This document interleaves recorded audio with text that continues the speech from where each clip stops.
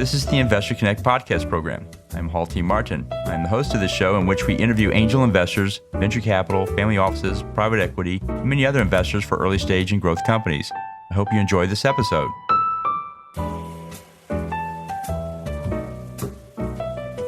Investor Connect is a 501c3 nonprofit dedicated to the education of investors and startups for fundraising. Please consider donating $100 to the program to help others in their investor and entrepreneur journey. You can find the donate button on the investorconnect.org website.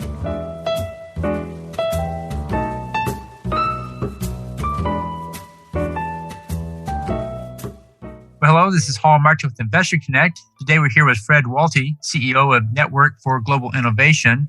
The Network for Global Innovation is an international network of entrepreneurial support agents. Its mission is to accelerate the expansion of new sustainable technologies while simultaneously generating significant economic growth in both developed and emerging markets. Fred, thank you for joining us. It's great to be here, Hall. Great. So tell us more about your background. What did you do before you got involved with early stage companies?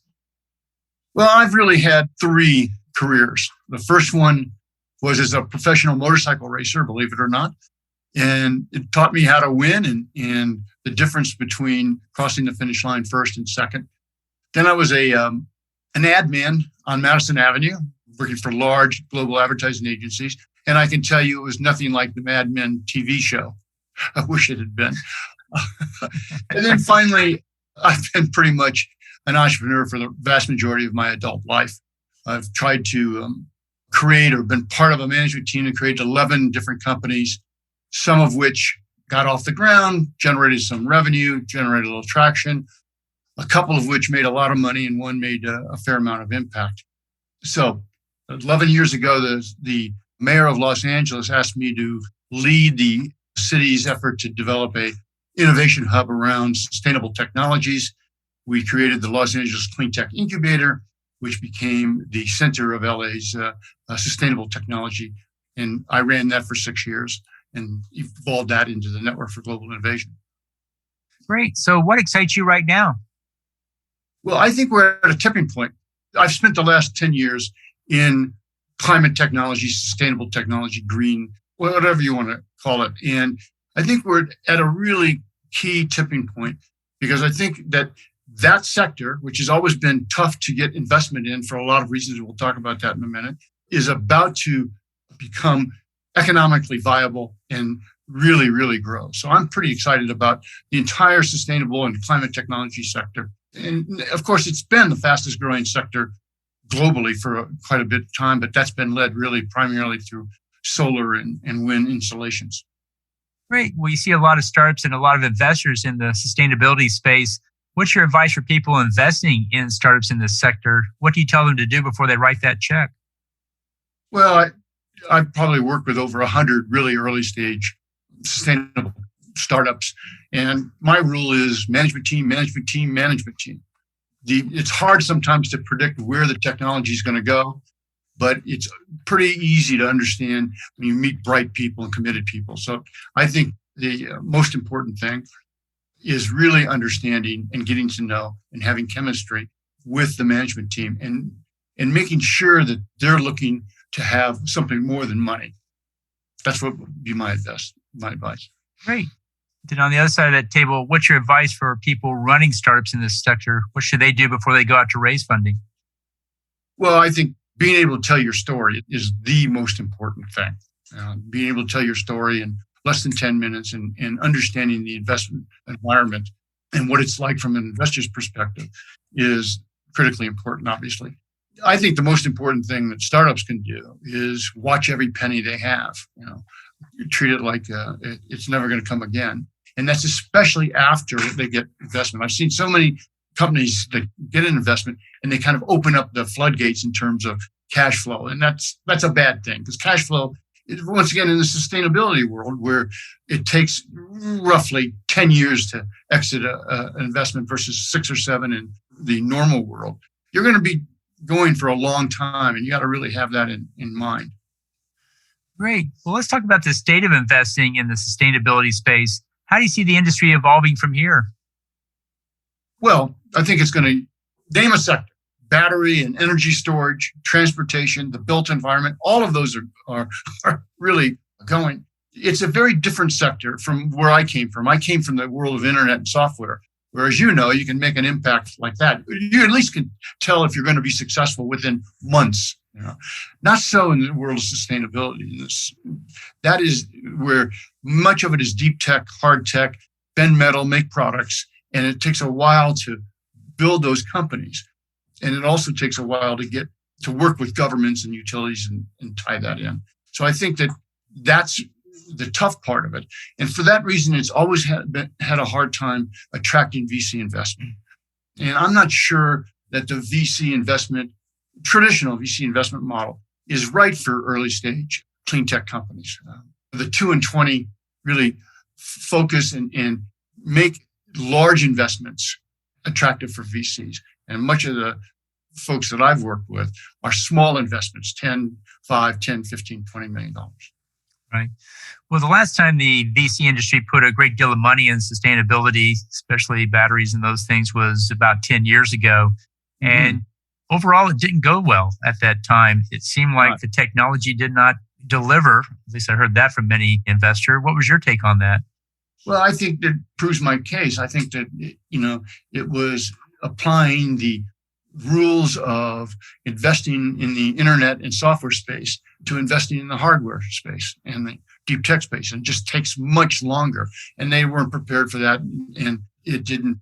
And, this is, even though we've been involved in this for 10 years, it's still a very embryonic market. These technologies are changing all the time. Hydrogen is coming in now for a whole range of things.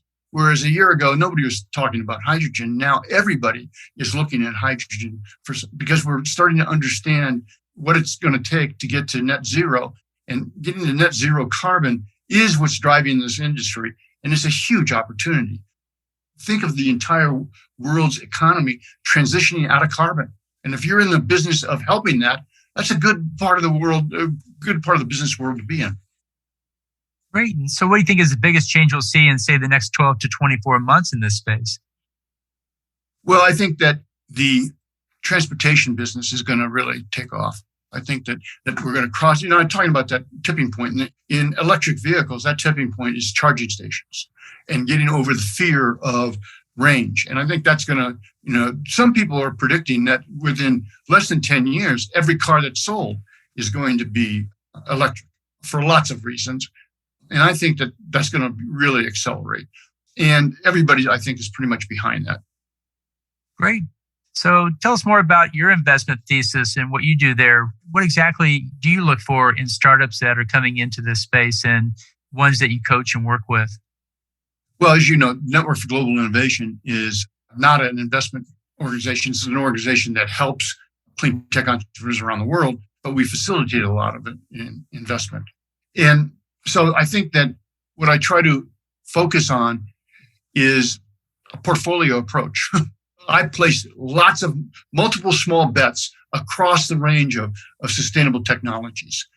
And I think that, for me, while it's not a novel approach, it's the one that balances risk in this kind of environment where there's so many interesting technologies, but ones that could emerge today and kill the one that we thought was really great a year ago. So my approach, my recommendation is to really develop a portfolio. Having said that, I think it's hard to deny that the world of energy storage, whether it's batteries or other types of storage, is really the key technology requirement to really change the game on a whole range of things. And we've seen the cost of batteries coming down by 10 or 15% every year. It's going to continue. There are all different kinds of technologies beyond lithium-ion batteries that are coming up now. So it's really pretty interesting. So you mentioned a little bit a while ago about some of the challenges that startup faces. You have to deal with physical things and real physical items, hardware and so forth, unlike software, which is a little bit less complicated. But in general, what do you think are the challenges that startups face in launching their business these days? Their challenges really haven't changed. It changes a little bit by sector. I think that the challenge for a startup is to find a real problem to solve and to be able to find a management team that understands that problem. And that's true on any sector. The difference between that in the sustainable world is there's this thing called an infrastructure. Many products and technologies tie into utilities, government, so forth and so on. There's a great deal of technology coming out of universities. So the ecosystem to support clean tech innovation is much more complex, and it takes longer, and it takes a degree of skill and patience to maneuver through much larger organizations. Great. Then what's the challenge for investors in this space? What do you see them struggling with? Same thing as, a long-term play. People call it impact investing, and that's just another way of saying it's going to be a longer-term play. And it's going to change, but that's really the most important thing, is to understand that it's a different ballgame. I think it's going to be a huge opportunity. I think it's going to be perhaps the biggest business on the face of the earth, but it's going to take us a little bit of time to get there. And for those who really see and understand that, there's a lot of reward to be reaped. And, Tesla is the perfect example. When that company started, nobody thought vehicles were going to be anything. Right. So you mentioned several sectors in the sustainability space, transportation, storage, et cetera. If you had to pick one or two that you think are really good opportunities for investors to pursue right now, what would you put at the top of the list? I would put energy storage at the top of the list. I'd look for companies that had really unique solutions to energy storage, either applicable to transportation or applicable to the utility business. That's what I would focus on, because that's the most important thing. Is that because the technology is moving forward, or that's just becoming the critical component that everybody must have? Yes. The technology is moving forward, and it is the most critical component. And when things are the most critical component, more people focus on that. And it's the key to so many things. So I would look for innovative approaches to energy storage. Pick your field of play, transportation, or utility, grid scale utility storage. And that's where I would look. Great. Well, in the last few minutes that we have here, what else should we cover that we haven't? Well, I think that I'm very optimistic about the future, even though it scares the heck out of me. I think the more we learn about climate change, the more we understand the fear and the destruction it can have. That's also an opportunity, isn't it? And it's great to work on something that makes an impact, that makes a difference. And the whole sustainability world, I think is the place for young people to focus on, because not only can you make money, that's important, have fun, and do good. Those three things are capable of taking place. And that's kind of the mantra for my life. And I encourage it for other folks. Great. So how best for listeners to get back in touch with you? I think email is my favorite, fred@ngin.org. That's the best way. I'll put that in the show notes. I want to thank you for joining us today and hope to have you back for a follow-up soon. I look forward to it. It's been great. It's been really interesting. Investor Connect helps investors interested in startup funding. In this podcast series, experienced investors share their experience and advice. You can learn more at investorconnect.org. Walti Martin is the director of Investor Connect, which is a 501c3 nonprofit dedicated to the education of investors for early-stage funding. All opinions expressed by Hall and podcast guests are solely their own opinions and do not reflect the opinion of Investor Connect. This podcast is for informational purposes only and should not be relied upon as a basis for investment decisions.